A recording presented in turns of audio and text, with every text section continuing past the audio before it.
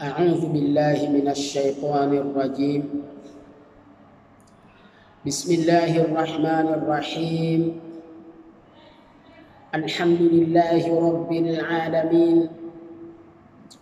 اللهم صل على محمد وآله وأصحابه أجمعين. أما بعد، السلام عليكم ورحمة الله وبركاته.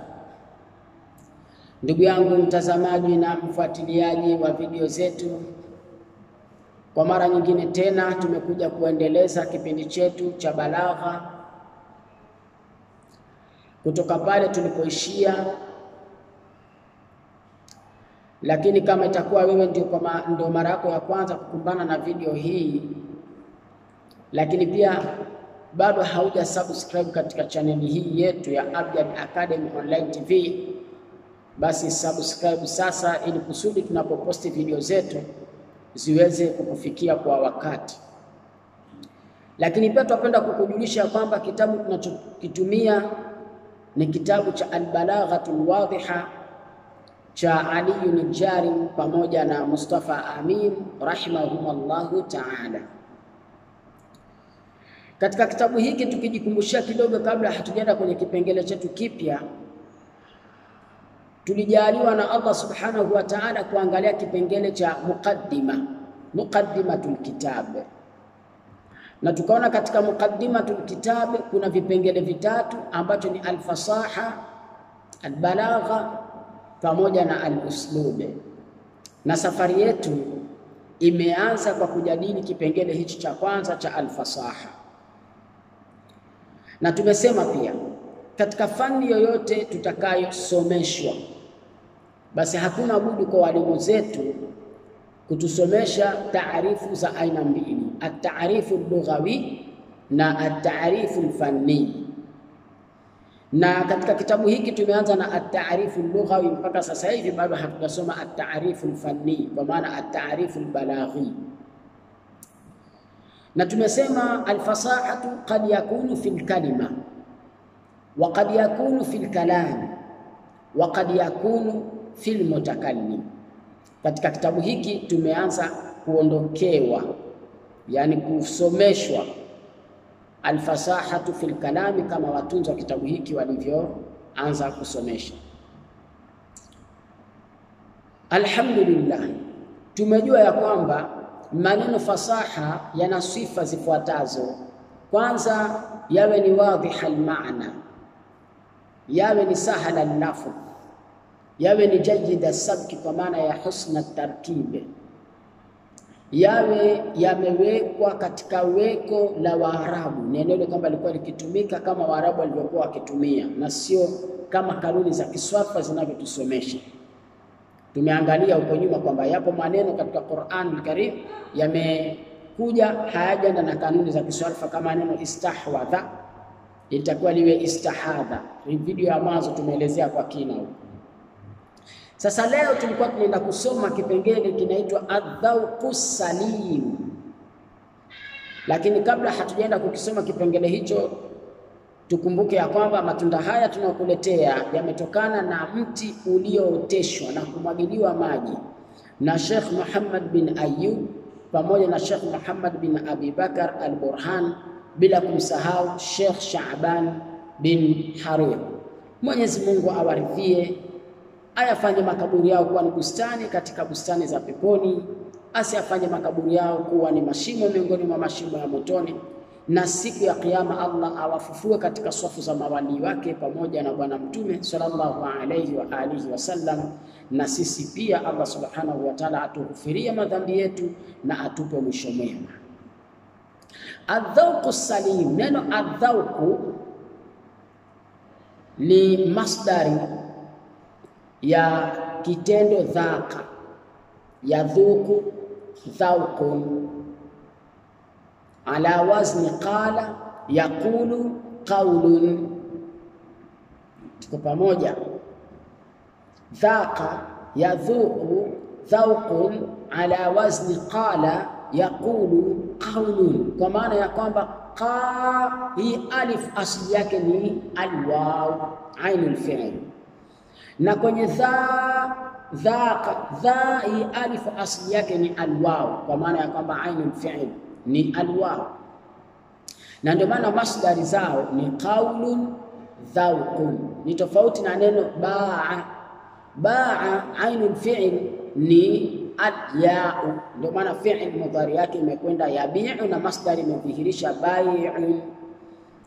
Na ukitaka kujua hivi vitendo ambavyo vinasimama na alif, asli ya alif ni kitu gani, nenda kwenye masdari yake. Ni rahisi sana kutambua kuliko kwenda katika sehemu nyingine, kwa sababu mfano kama ingekuwa asli ya fi'l mudhari ni yaf'ilu ikasomeka yaqwilu, basi ingebadilishwa wao kuwa ya ikasomeka yaqilu, kwa bado vile vile tusingepata asli yake. Lakini kwenye masdari ni rahisi sana kupata asli ya hizi herufi zilizobadilishwa katika kutengeneza vitendo. Kwa hiyo dhauqun ina maana ya kuonja, na kuonja maana yake ni kutafuta ladha katika kitu. Kina chumvi, kina sukari, au kina ukakasi, au kichungu, au kichachu, ndiyo maana ya dhauqun.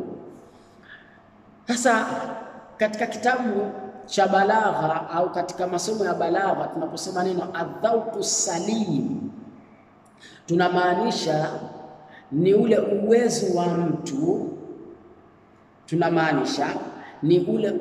wa mtu, kuyajua maneno yaliyokuwa fasaha na kuyajua maneno yasiyokuwa fasaha. Narudia tena, ukisikia neno adhauqu salim ni mtu kuwa na ujuzi wa kutambua maneno ambayo yana sifa ya ufasaha na kuyapembua kutoka kwenye maneno yasiyokuwa na sifa ya ufasaha. Na utawezaje kuwa na uwezo wa kujua maneno yaliyokuwa fasaha na maneno yasiyokuwa fasaha? Unatakiwa ujibidishe tena sana kusoma vitabu mbalimbali vya lugha, akina alqiraa na vinginevyo. Ukienda katika stationery zinazouza vitabu vya lugha ni vingi sana, nunua hivyo. Lakini fani mbalimbali ambazo zinasomeshwa na mashekhe zetu, huko tutapata maneno tofauti tofauti, kwa maana ya kwamba tutaweza kujua kwamba maneno haya yana tanafurul huruf, maneno haya ni gharaba, ni mageni. Kwa hiyo sio sahala lafzi, ni magumu kutamkika, yanakirisha masikio kwa sababu maana zake hazitambuliki kutokana na ugeni wake, kwa maana ya kwamba hayatumiki mara kwa mara. Hiyo ndio tunasema adhauqu salim. Ndio useme neno takakatu ikiwa na maana ya ijtama'tu. Ijtama'tu ni neno ambalo tumezoea kulisoma, kulisikia. Kwa hiyo tukisikia neno ijtama'tu, moja kwa moja tunajua kama hapo kuna kusudiwa mkusanyiko. Lakini takakatu ni neno geni katika masikio yetu, kwa hata kupata maana yake itakuwa si rahisi. Kama jahmarish ikiwa na maana ya almar'atu na ajuz. Jahmarish ni neno geni kwetu, kwa hiyo kwetu sisi neno hili litakuwa sio fasaha. Hasa twende ndani kuangalia kipengele hiki mtunzi amekizungumza vipi. Anasema wadhauqu salim huwa al-ma'rifatu, anasema huwa al-umdatu fi ma'rifati husnul kalimati wa salasatiha wa tamyizu ma fiha min wujuhil basha'ati wa madhahiril istikrahi lianna al-alfadha aswatu. Adhauqu salim huwa al-umda, kwa maana huwa al-malaka, huwa al-quwwa fi ma'rifati, katika kutambua, ni ule uwezo katika kutambua husnil kalimati, uzuri wa maneno, wa salasatiha, na ule mvuto wake katika kusikika. Hiyo ndiyo adhauqu salim. Lakini hapo hujamaliza. Ukishafanya hivyo, fanya nini? Ukishajua kwamba maneno haya yana uzuri, kwa maana yana sifa ya kuwa ni fasaha, watamyizu ma fiha, na kuweza kuyachambua, kuyapembua, kuyatofautisha hayo maneno min wujuhi albashaati wa madhahiri alistikrahi, kuyapembua na maneno yasiyokuwa na sifa nzuri na sifa ya mvuto. Ujue maneno haya ni gharaba, lakini ni yanatanafu huruf, tunayaweka pembeni, hana sifa ya ufasaha. Maneno haya ni sahala lafzi, lakini maneno haya ni wadhiha maana. Haya maneno yana sifa ya ufasaha, tunayachukua. Uwe na uwezo huo. So ndio tunasema ndio adhauqu salim unayo. Falladhi yatrabu li sawti albulbul wa yanfiru min aswati albumi walghirban yambu sam'uhu anil kalimati idha kanat gharibatan mutanafiratan huruf. Yule ambaye anavutika na sauti ya ndege anaitwa bulbul kwa sababu ya sauti yake ni ya mvuto, ni nzuri. Kwa hiyo akimsikia bulbul kila wakati atataka kumsikiliza. Lakini anachukia, anajiweka mbali na sauti za bundi. Wazee mpaka wamefanya kwamba ukimuona bundi kwenye nyumba yako akalia, basi ujue kuna jambo litatokea. Kwa sababu sauti ya bundi ni mbaya, haina mvuto. Wal ghirban ni wingi wa gharibu, kwa maana sauti za kunguru ni mbaya, zinakera. Kwa yambu sam'uhu anil kalimati, masikio yake yanachukizwa. Huwa mtu hapendi kuzungumzishwa lugha yenye maneno magumu, kwa sababu unamfanya apate shida kupata maana. Kwa hiyo yambu sam'uhu anil kalimati idha kanat gharibatan, maneno yake huchukia maneno ambayo yana sifa ya kwamba ni mageni, hajatumika mara kwa mara katika kalamu za waandishi au katika ndimi za Waarabu. Mutanafiratan hurufi, herufi zake hasijashikamana zikalifanya tamshi liwe na sifa ya kuwa ni sahala lafdhi, likawa tamshi lake lipesi kutamkika. Sasa utamkuta mtu anazungumza na mwenzake, pengine ni yuko faslul awwal, yeye yuko alfaslu thanawia la kumaliza, yuko mwisho kabisa, uko darasa la 5, anamzungumzisha darasa la kwanza, anampa maneno magumu kumuonyesha kwamba eti yeye anajua kuliko yeye. Mtu huyo atakuwa sio fasaha. Lazima kila mtu umzungumzishe kulingana na uwezo wake wa utambuzi. Huwezi kumwambia mtu takakatu akawa neno hilo takakatu halijui na ile aliwajua wazi kwamba neno ijtama'tu analijua, wewe utakuwa sio fasihi. Kwa kuongea lugha yenye maneno magumu ili wakomoe watu, wewe sio fasaha.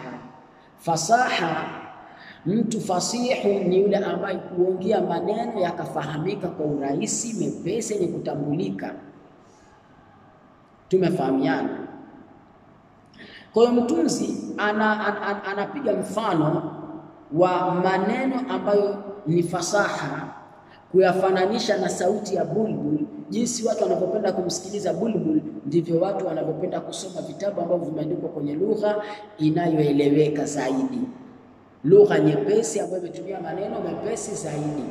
Watu hawapendi kusoma vitabu ambavyo vimetumia lugha ngumu, lazima uweke dictionary, uchukue sharhu, ufanye nini. Watu hivyo hawapendi. Kwa hiyo maneno magumu yasiyofahamika maana yake yamefananishwa na sauti za bundi pamoja na kunguru. Tumefahamiana? Anasema ala tara, je huoni, hivi huoni, anna kalimata musna wa dima lisahabati mumtira kiltahuma sahla afba yaskunu ilaiha sam. Anasema je wewe huoni kwamba maneno haya mawili almusna na adima yakiwa yamebeba maana ya mawingu yenye kunyesheleza mvua, yote mawili ni mepesi, lakini yana ladha katika kuyasikiliza na kuyatamka, na masikio yanapata utulivu kwa sababu likitamkwa neno maana yake inajulikana. Kwa nini? Almusna adima latumika sana katika vitabu, latumika sana katika vitabu, kwa hayana ugeni. Lakini sasa bikhilafi Kalimatil bu'aq, tofauti na neno al-bu'aq. Al-bu'aq ni neno ambalo ni geni, halitumiki mara kwa mara. Allati fi ma'nahuma, ambalo pia lina maana ya as-sahabatul mumtira, kwa maana mawingu yenye kunyesheleza mvua. Ukisema al-muzna, ad-dima, al-bu'aq, tafsiri yake ni moja tu, lakini al-bu'aq si lenye kutumika mara kwa mara. Kwa hiyo limepasifa gani? Fa innaha qabihatun tasukul adhan, neno hilo ni baya, linagongesha masikio. Masikio yanapata shida kwa sababu maana yake haitambuliki kutokana na ugeni wake. Wa amthalu dhalika, na mfano wa maneno kama hayo, kathiru, ni mengi, fi mufradati lugha, katika maneno ya lugha ya Kiarabu. Ukienda kupengua neno moja moja, maneno hayo ni mengi, au katika vitabu vya lugha ya Kiarabu maneno hayo ni mengi. Tastatiu an tudrikahu bidhauqik, unaweza sasa kuadiriki kwa jinsi utakavyojibidisha wewe mwenyewe. Tuangalie kipengele chengine ambapo tutakwenda kukomea hapa. Anasema wa yushtaratu fi fasahati tarkib fawqa jaryani kalimatihi ala alqiyas as-sahih wa suhulatiha an yaslama min dha'fi at-ta'lif wa huwa khurujul kalami an qawaid al-lughati al-muttarida karuju'i ad-dhamiri ala mutaakhirin lafzan wa rutba fi qawli sayyidina Hassan radhiyallahu anhu, walau anna majdan akhlada ad-dahra wahida minan nasi abqa majduhu ad-dahra mut'ima. Nikupa maelezo kabla hatujaenda kupita neno moja moja, ni kwamba mapandamano ya maneno yanashurutiwa ili yawe fasaha, iwe mapandamano yake ni mapandamano yanayokubaliana na kanuni za wanazuoni wa nahwu. Ama yakipandamana kinyume na kanuni zilizowekwa ambazo wamekubaliana wanazuoni wa nahwu ma'akhtilafihim, basi maneno hayo hayawi fasaha. Ndio ukiangalia hii beti hapa, wanasema beti hii sio fasaha. Kwa nini? Kwa sababu ukisema walau anna majdan akhlada ad-dahra wahidan minan nasi abqa majduhu ad-dahra mut'ima, neno majduhu kuna dhamiri kwa sababu abqa ni fi'il, majdu ni fa'il, wa huwa mudhaf, al-ha'u fi majdi ni mudhafu ilayhi. Sasa aina yaudu al-ha'u, aina ila aina ta'udu al-ha'u, ni wapi inarejea? He, anasema yaudu al-ha'u ila mut'ima, he inarejea kwenye tamshi la mut'ima. Sasa katika kanuni ya nahwu, dhamiri yenye kurejea haitakiwi kurejea kwa mwenye kucheleweshwa, bali irejee kwa chenye kutangulizwa. Hivyo ndivyo inavyotakiwa. Lakini hapa kwanza mut'ima ni maf'ulun bihi, alafu dhamiri yake amegandamanishwa na fa'ili wake ili irejee kule. Katika nahwu kanuni hii hakuna, na ni kanuni dhaifu, kwa maana ya kwamba imeafanya haya maneno, hii beti isiwe fasaha. Twende tukaisome ili tupate faida. Kwa anasema wa yushtaratu fi fasahati tarkibi, na kumeshurutiwa katika ufasaha wa mapandamano ya maneno, kwa maana sentence zile, fawqa jaryani kalimatihi ala alqiyas as-sahihi, juu ya kuyapitisha, kuyaweka, kuyaandika, kuyatamka maneno yake juu ya wizani, juu ya kanuni sahihi, wa suhulatiha, na wepesi wake. Kumeshurutiwa nini? An yaslama min dha'fi ta'lif, kwamba hiyo sentence iepukike isalimike na udhaifu wa utungo, udhaifu wa uundaji wake, kwamba iwe imefuata kanuni zinazotakiwa. Na ni nini hiyo?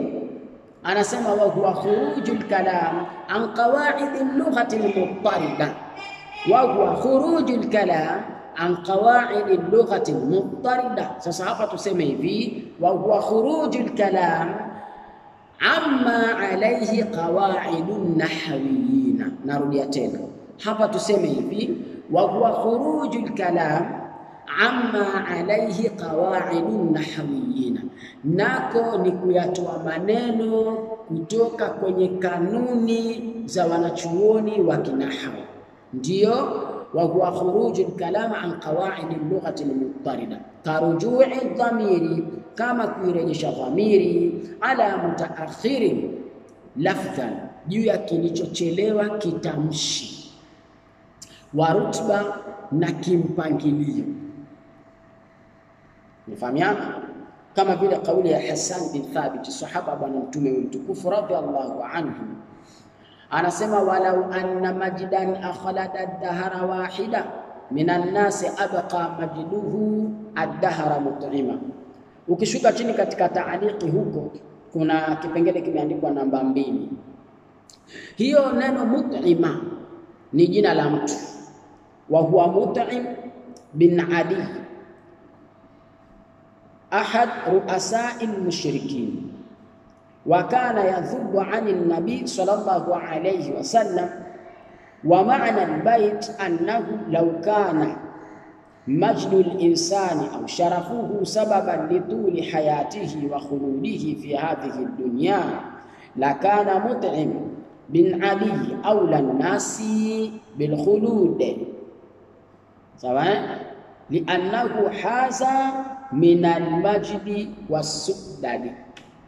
Anataka kutuambia ya kwamba hii beti maana yake ni kwamba inaelezea lau kama ingekuwa utukufu wa mtu, sharafu ya mtu inaweza ikamfanya akaendelea kubakia milele, basi huyo Mut'im, kutokana jinsi alivyokuwa mtukufu katika wakati wake, basi angebakia milele. Sawa?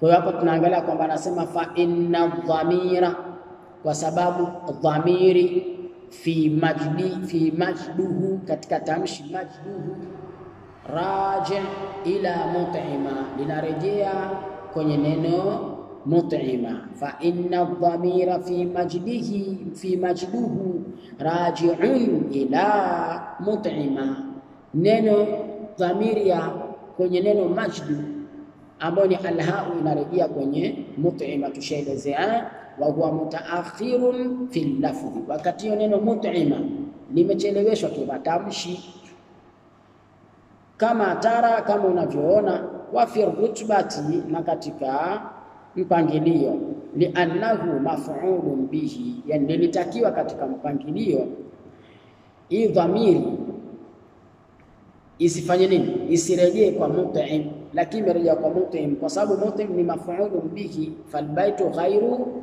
fasih, kwa beti itakuwa sio fasaha. Kanuni ya nahwu inakataa dhamiri kurejea kwa kilichocheleweshwa, dhamiri inarejea kwa kilichotangulia nyuma.